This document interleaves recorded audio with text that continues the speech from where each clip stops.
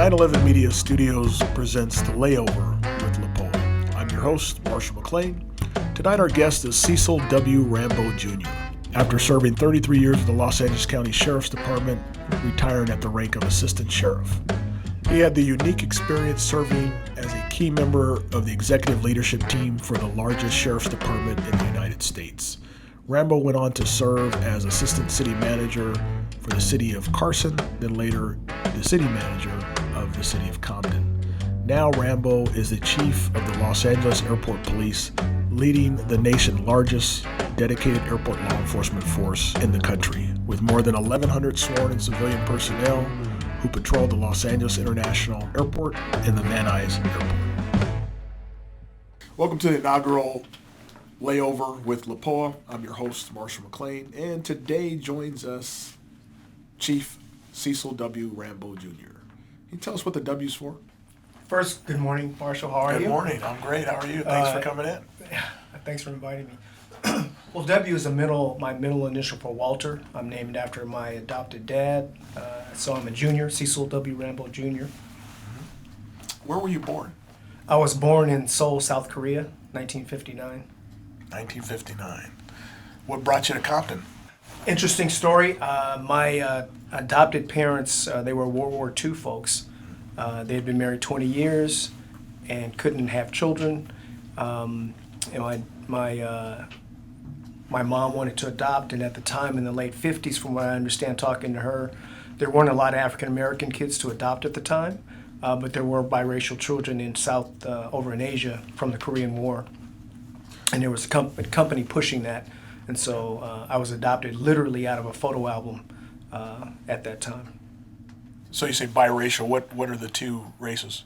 African American and Korean. Okay. What was your childhood like? It was, being adopted, it was interesting. I mean, I looked really Asian when I was younger, and at the time when I was growing up in the 60s, the Black Pride movement was real hot and heavy.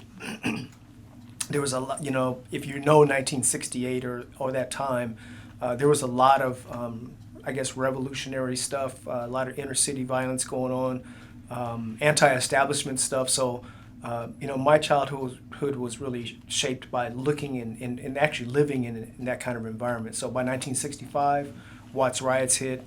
I didn't quite understand what was going on, but our community, we had moved from Compton to South Los Angeles, which was then called South Central, and there was a white flight, and I grew up in a predominantly African American community. So back then, I assume you were rocking an afro then?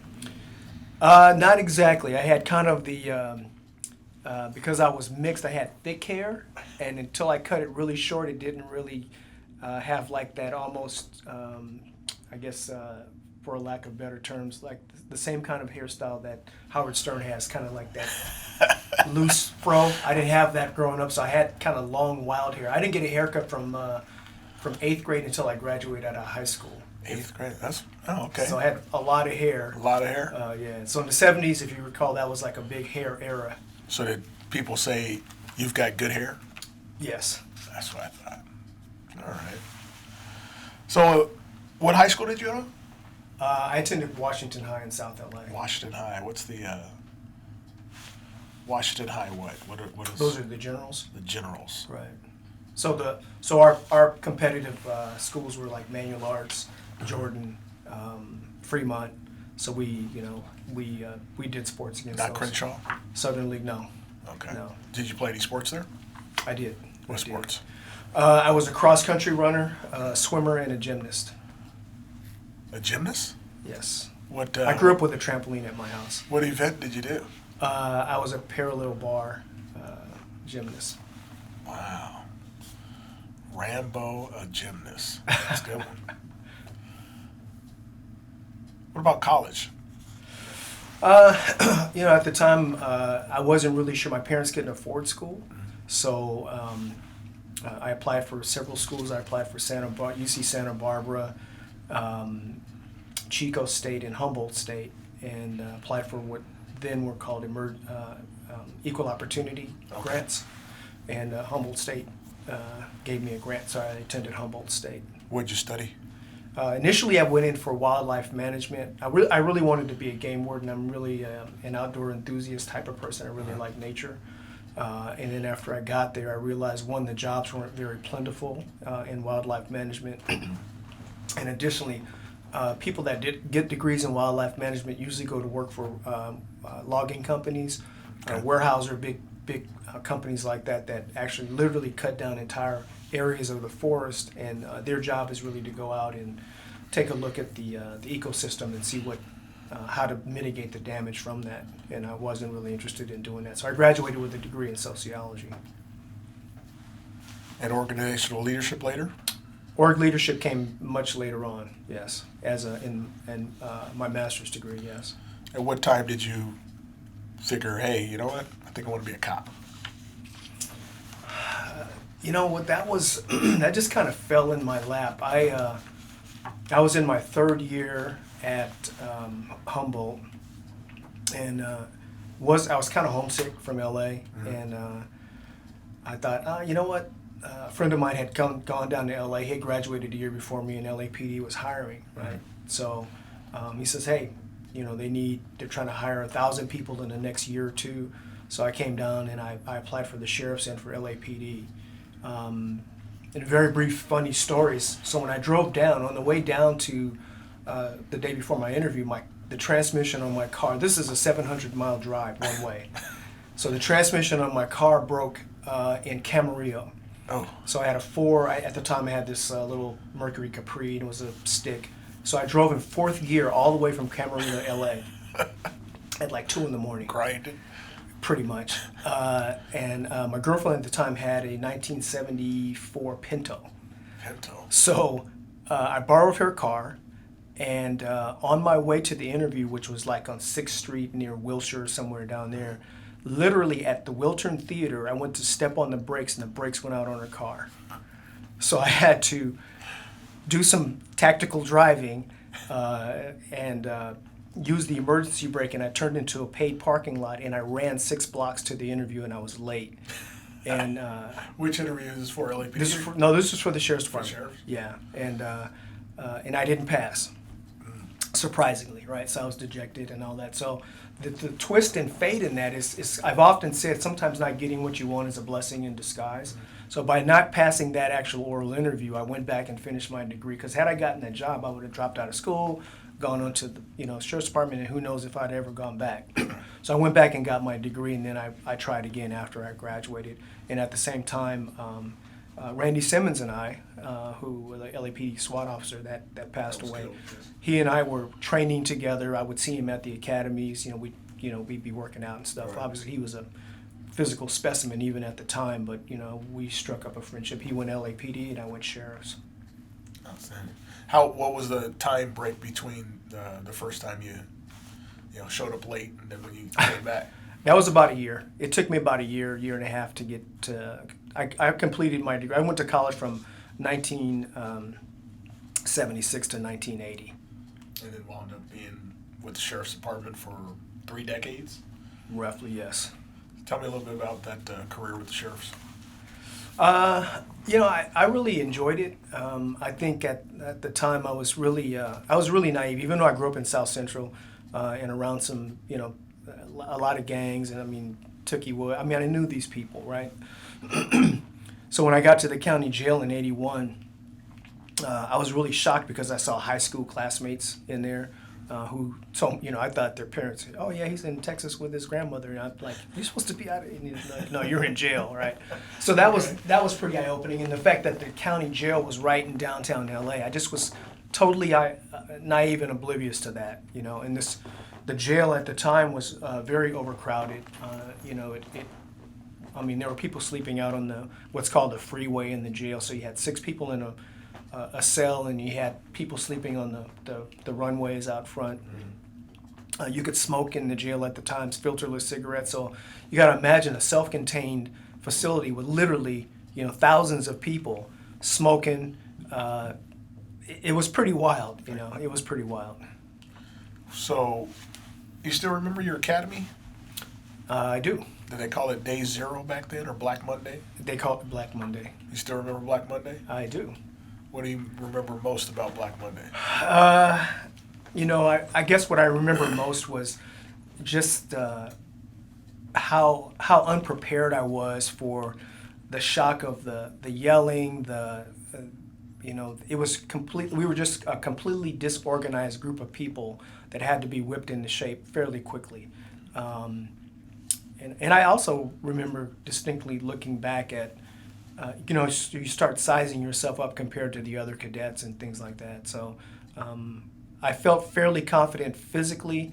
I wasn't sure what I was going to encounter, in terms of the academics. So now, 30 plus years later in the sheriff's department, what do you look back on? What's your favorite parts about being a deputy sheriff? I think it was I'm a people person, and I really, really enjoyed the fact that I got to work in literally every part of LA County. Any unique, memorable on-the-job experiences? Yeah, there's quite a few. I mean, if you were in law enforcement from, the late 70s until, past 2000, I didn't leave until 2014. There was a number of events that happened in law enforcement, mainly, the historical events of police misconduct, that kind of thing. I think the assignment that I really enjoyed the most was being a commanding officer at Compton, okay. The captain out there. That was probably the most rewarding and fulfilling assignment I had.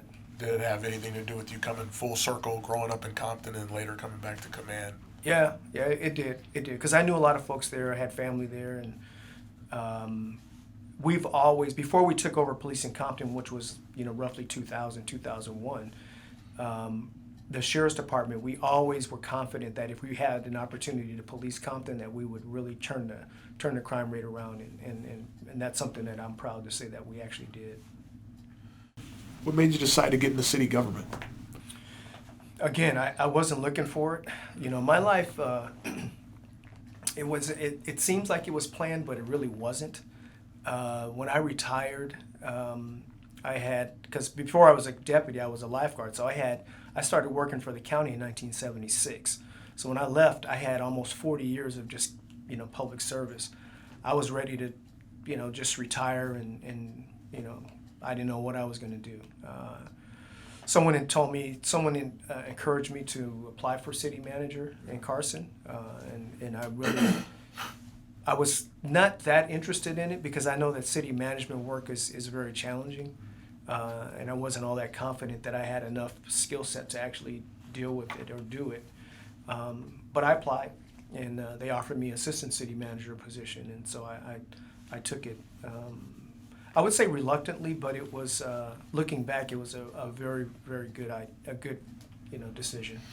And then later coming back to Compton again as the city manager there? Yeah, that was something I resisted. I was at, when you're retired and after you've worked a long time, there's a certain, at that point in my life, my mom was dying. She was 95 at the time, and so I'm the only child. I was taking care of her. I was going through some personal, personal things in my life, and so I was very busy and very distracted. And Compton was losing their city manager, so I was approached a couple of times by some council members over there that I knew personally from just having been around the city my whole life, and so I turned them down the first time, and then the second time, I was encouraged by a number of people. You know what, Compton needs you. Maybe why don't you give it a shot? So I interviewed for the job, and it wasn't like they just gave it to me. I had to compete against 2 other city managers, and I was interviewed by some subject matter experts from other cities. Pat West won in Long Beach, who I really respect. All the city managers actually, but I know Pat personally really well, and Artie over in Inglewood. So yeah, I took the job in Compton, and that was also very rewarding, challenging but very rewarding. What brought you to the city of Los Angeles? I'd been kind of looking at the job. I'd applied for the assistant chief position before, and I believe the chief's position once at the airport. I'd spoken to you and some other folks about the job, and it looked really exciting. This particular time, the LAMP project, the Land Access Modernization Project is really something that is a huge endeavor, and I thought my skill set would be something that could be of value to the organization. And I really missed police work, quite frankly.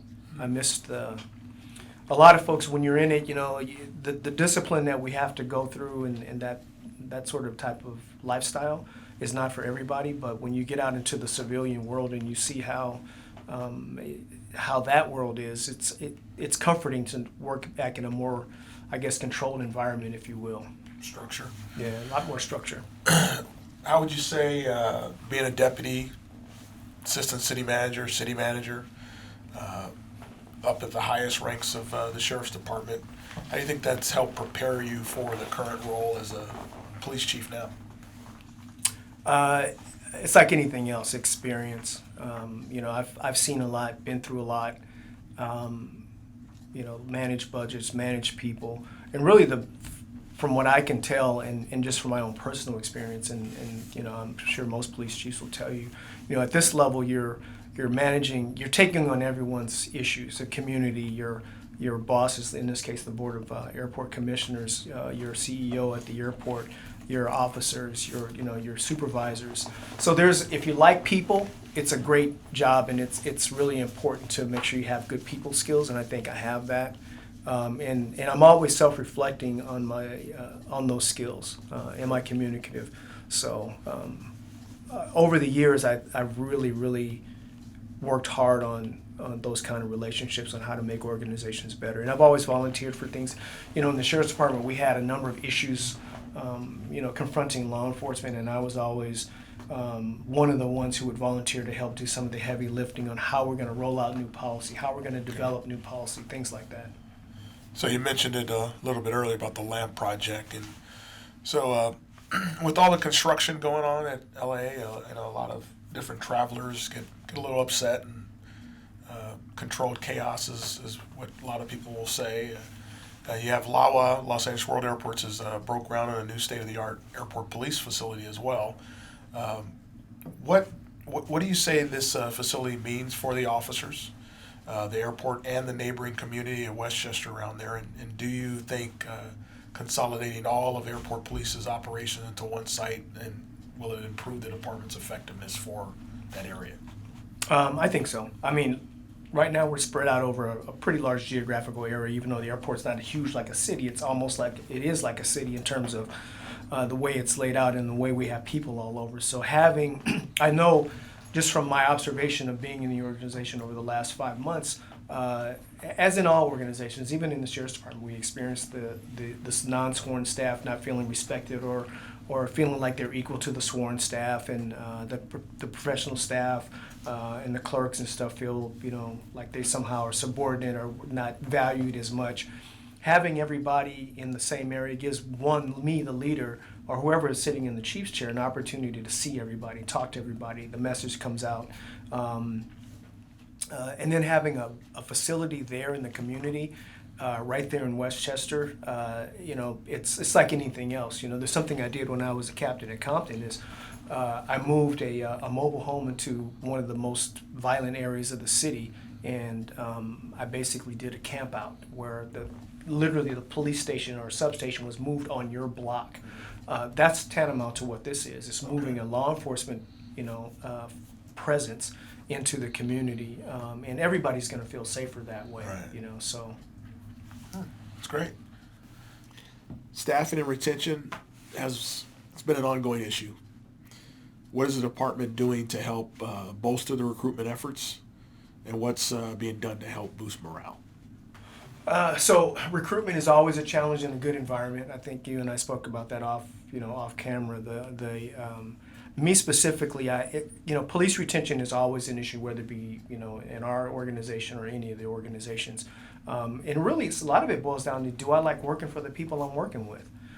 Do I like the environment? Some people are willing to take less money if they feel valued and they feel like they're really included in what's going on in the organization. So one of the things I'm really doing, and I think you've noticed this, and then the members have noticed it, that I'm including them more in some of the decision-making processes, listening to them more, listening to folks, what their concerns are, because at my level, I'm not pushing a radio car. I'm not walking a foot beat, but I'm interested in what's going to make your job easier, more efficient, out there, while at the same time meeting the goals of the organization. So advertising, billboard advertising. Actually, I've gone to several community meetings outside of LAAPOA, some as far as over in South LA, meeting with church groups, meeting with other civic leaders that I know, asking them to, recruit and bring folks in. Saw you on a billboard. It's the first time we've ever had a chief of police on a billboard. Yeah, so things like that, and I have a lot of community ties. So I get with the churches and the interfaith clergy groups and talk to them about recruiting. Yeah, but it's definitely showing a pride in agency that you're willing to, not just put your reputation behind it, but your image behind it, and being on a billboard for everybody to see that, hey, this is my new department, I'm running it, and come on board. I think that's impressive. So with everything coming around the corner, just around the corner, with all the construction and everything going on, you've got the 2028 Summer Olympics coming. Mm-hmm. Is Airport Police prepared? Is LAAPOA prepared? What steps are we taking to be ready for that? To invite the world to LA.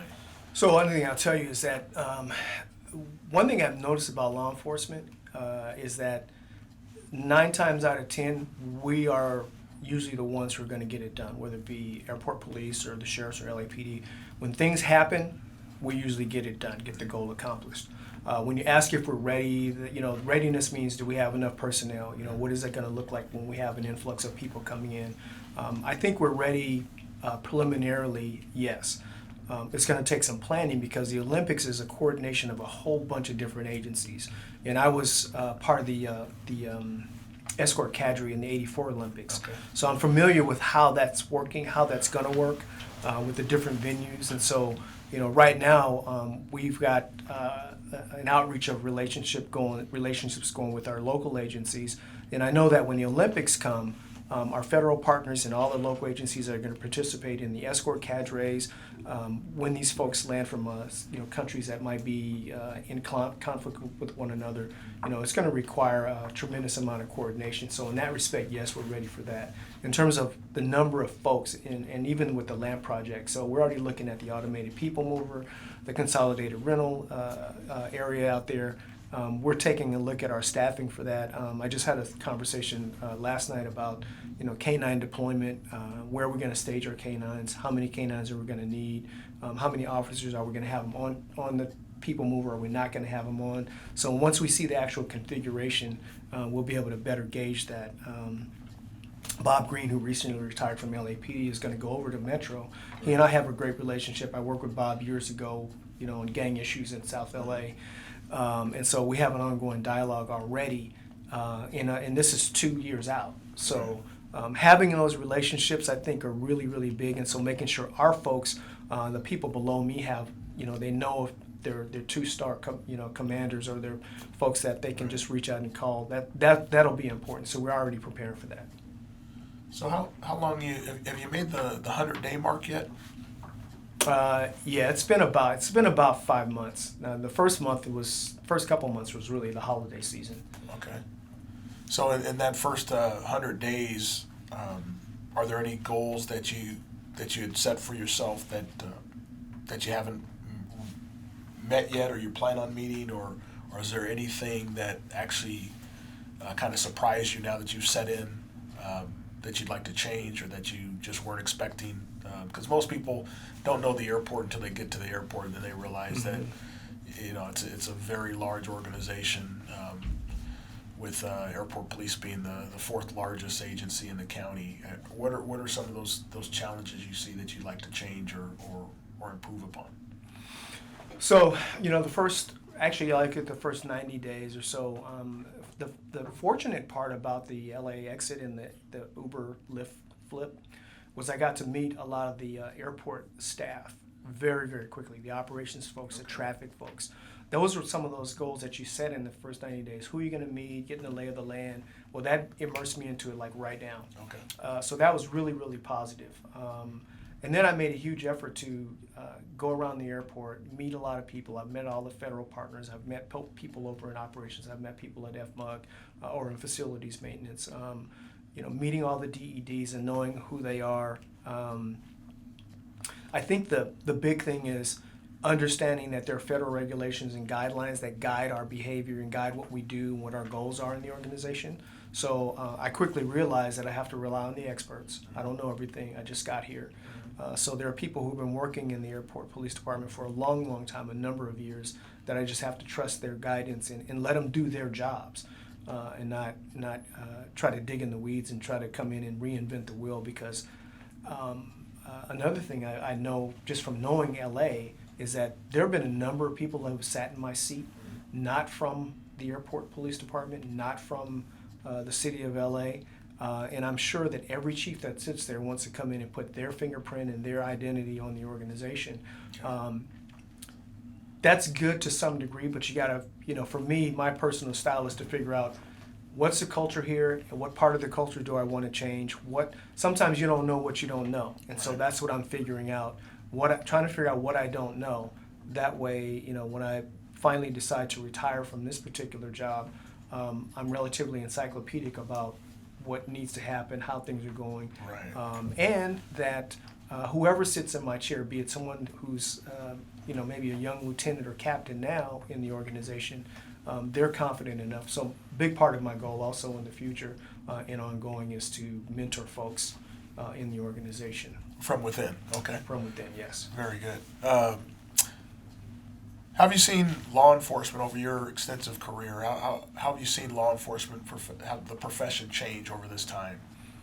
Things that, here we are now in 2020 that back when you started, you just couldn't fathom happening now, the types of work we're doing and even some of the tools that we wear now. Yeah. Well, obviously technology is huge. Technology is big. I don't think anybody could fathom if you were to ask us in the 1980s to wear body cams, we would tell you you're out of your mind. And you have to realize that in 1980, even in the 90s, cell phones were, That's right. they were just huge, Bricks. technology, and they were really expensive. Certainly, incidents that happened that, we always thought, well, there's cameras out there, be careful. Now everyone's got a camera with their cell phone. Right. Something as ubiquitous as cameras are now is something that I don't think any of us could have imagined. Right. And the social media is another one. So what's really changed in that is we have a new generation of folks who don't even realize there was never a cell phone or social media never existed. Right.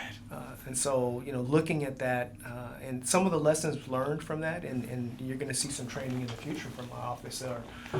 Example, there have been police incidents where there were MDT messages that were pulled, right? Wow. They were inappropriate messages.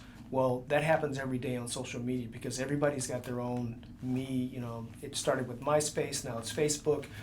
So what officers post on these social media sites, they become open to the world, and it really reflects if you're just being you and you're different from we're in the trust-based business. Right. And so those things can be scrutinized. And so I think, for me, that's probably the biggest change is having us realize as a law enforcement agency, we have to realize that there's a tremendous amount of information about everybody out there, and you have to be careful. Along those same lines, what can our department or other departments do to foster better and more positive relationships between law enforcement and the community? Interact more. Communication is huge, knowledge is huge, and so when you don't know folks and you're not familiar with them, I think right now, because we've kind of technically been almost at war since 9/11, understanding the different communities, that not everybody's a bad person, not everybody means to do us harm, and quite frankly, when you look at some of the terrorist acts here in the United States, more of them have been committed by United States citizens rather than foreign terrorists. And so the Milwaukee shooting the other day was basically a disgruntled employee. Right.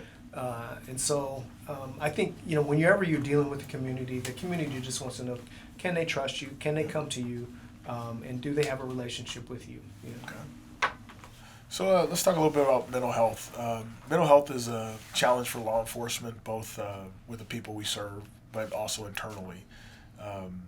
Right now, the leading cause of death between police officers and professional firefighters is actually from their own hands.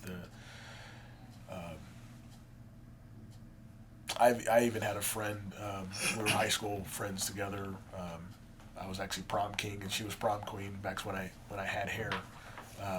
And she actually took her own life from LAPD. So it is something that you're going to find it hard pressed to find an officer that doesn't have a friend or a coworker or a family member that hasn't taken their own life. So what can be done, or what are we doing to help with that, to let the officers know that there is assistance for them in this challenging time?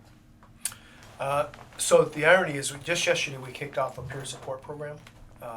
I'd like to grow that particular program, and in essence what it is a group of volunteers, sworn, non-sworn, of all ranks, that will be available, and they're trained on how to be outreach folks.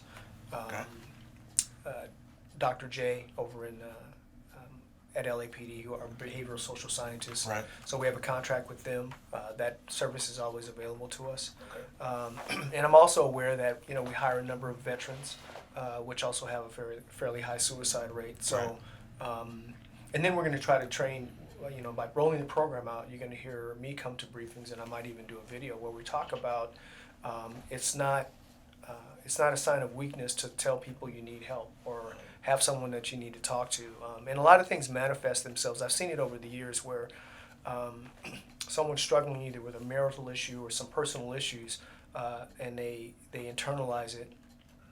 You see it, and cops see it, but we don't. Like, I can't, how many times has an officer get arrested for being under the influence, but he has a partner who couldn't see that? Right. So we see it, but we don't. And so recognizing some danger, some trouble, and being able to just reach out and let the person know that we want to help, and that there is help, and there's no shame in that. Oh, very good. So we've reached the tail end of our program where we start with the lightning round here, sir. Okay. For starters, and I think everybody thinks they know the answer to some of these questions, but let's start with what's your favorite movie? God, I like leadership movies. I don't know, probably Full Metal Jacket. Full Metal Jacket, okay.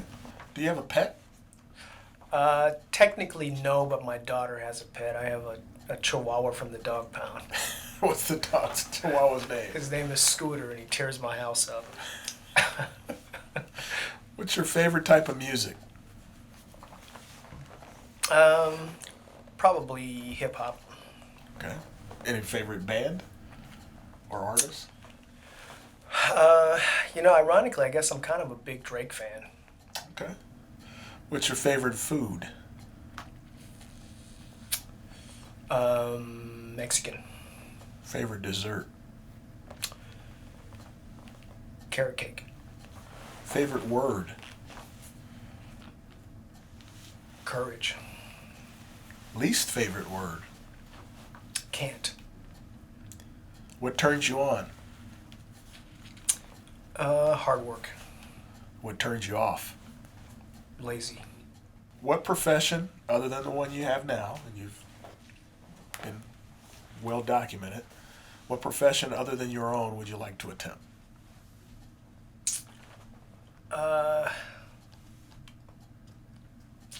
You know what? I know this is going to sound kind of crazy, but I it's not that I'm a Jamie Foxx fan. Okay. And what I like about him is that he's like a full entertainer. Mm-hmm. So he can do comedy, he can do music, he can sing. I would like to do something like that. If I could fantasize and do that. What profession would you not like to participate in? I would not like to be an air traffic controller. Well, I believe heaven does exist, but if heaven exists, what would you like to hear God say when you arrive at the pearly gates? I don't know how you got here, but I'm glad you did. Thank you. Appreciate the time. Absolutely.